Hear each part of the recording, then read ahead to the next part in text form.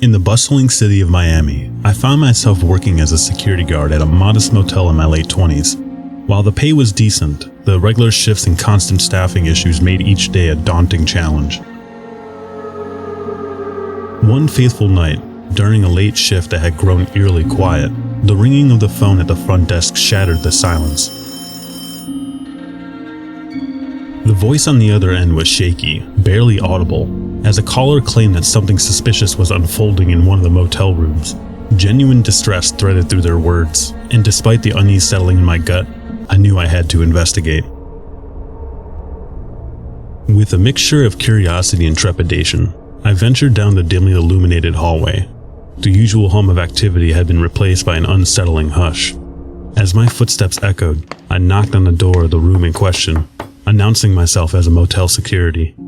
A hollow silence greeted my efforts, and the air grew thicker with an unspoken unease. The hallway seemed to stretch before me as I made my way to the end, straining to catch any out-of-place sounds. Nothing met my ears but an eerie stillness. As I retraced my steps to an enigmatic door, a neighboring guest emerged, their face etched with fear. They confessed to hearing strange noises moments ago, a shiver of apprehension running down their spines.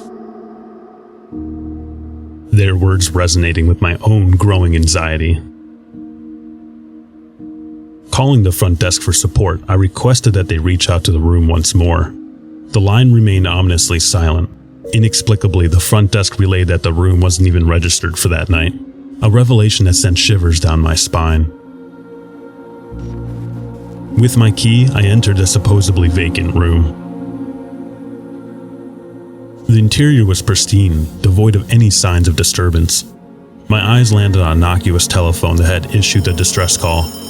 A commonplace object, yet it radiated disconcerting energy. My gaze lingered on its serial number, a faint hope that it yet might yield some answers. Morning light brought with it a revelation that bordered on horror. A guest on the same floor had been reported missing by their concerned family. Reviewing the security footage unveiled a chilling detail. The guest had left the motel alone, hours before the cryptic phone call. The dots began to connect, forming a sinister picture. As days turned into nights, the investigation deepened, but the caller's identity remained shrouded in obscurity. The missing guest remained an enigma, heightening the tension that pervaded the motel. My nightly patrols became fraught with an acute awareness of lurking shadows, a persistent worry of the unknown. Despite tireless efforts, the elusive caller remained elusive, a haunting specter in the back of my mind. The missing guest's fate remained a haunting question mark, casting a chilling atmosphere over the motel. The experience left an indelible mark on me, a reminder that even amidst the bustling city, darkness can manifest where least expected, and that some mysteries might never truly be unraveled.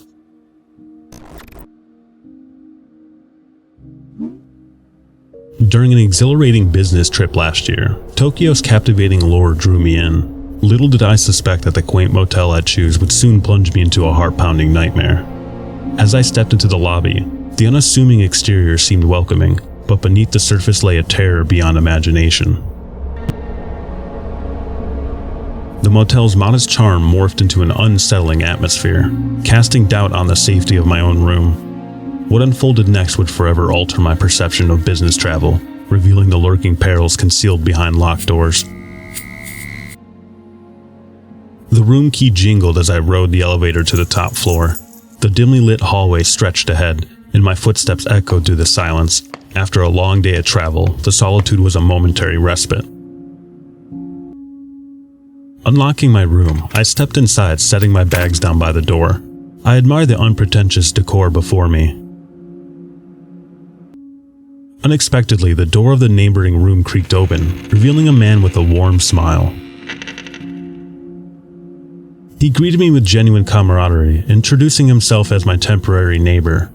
I returned his warm greeting, shaking his hand and sharing my name.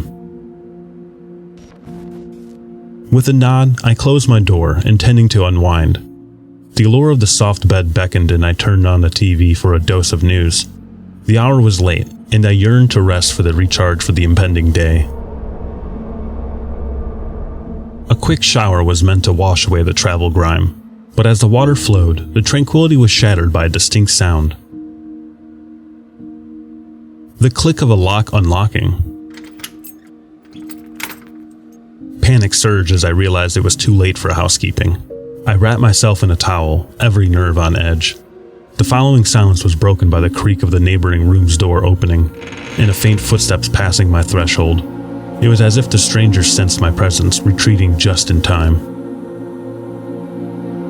Sleep proved elusive, my thoughts consumed by the intruder's intentions.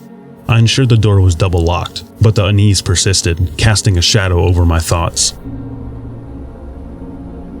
The next day's whirlwind of meetings and interactions barely distracted me from the unsettling encounter. Returning to the motel, weariness hung heavy as I set my work bag on the bed, the symbol of a challenging day. All I craved was a respite.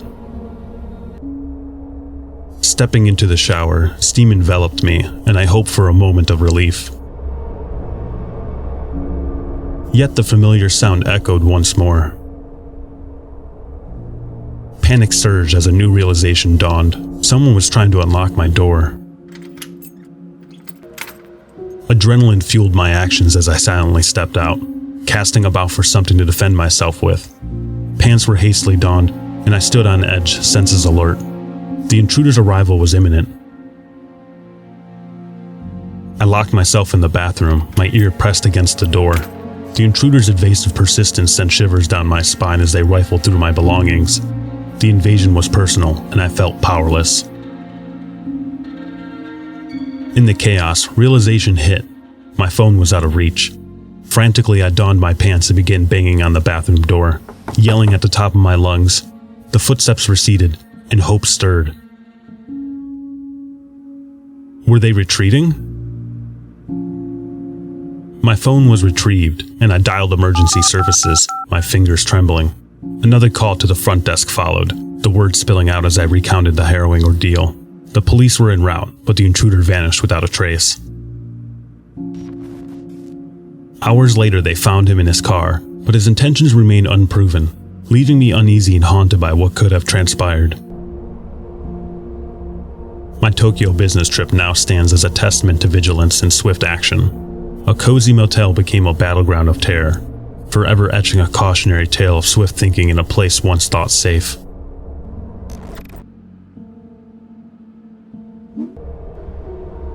The motel's inviting outdoor pool shimmered, and the kids were already splashing around with glee. While they reveled in the water, my wife and I soaked in serenity, lounging on poolside chairs. The sun was warm, the sky was brilliant blue, everything seemed perfect. Yet even in paradise, darkness can lurk. One sunny afternoon, as I wandered around the courtyard, I noticed our youngest, Max, engaging in an animated conversation with another boy. Their laughter echoed, but there was something odd about the other boy's parents. They smiled warmly, yet maintained an unusual distance. As the evening cast its shadows, we returned to our room to get ready for dinner. That's when things began to unravel.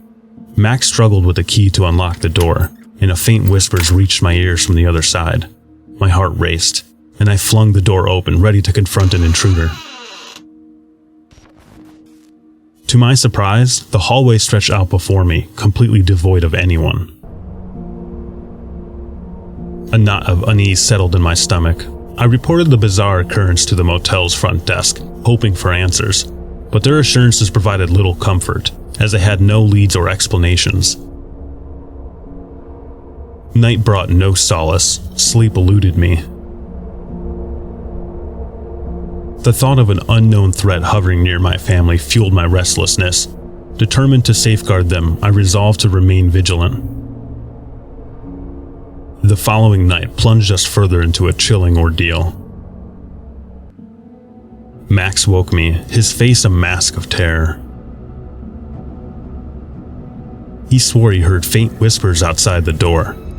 Heart pounding, I sprang into action, instructing Max to stay put. Footsteps echoed in the hallway, growing louder. As I swung the door open, I caught a fleeting glimpse of a shadow disappearing around the corner. A feeling of unease tightened its grip on me, making my chest feel heavy.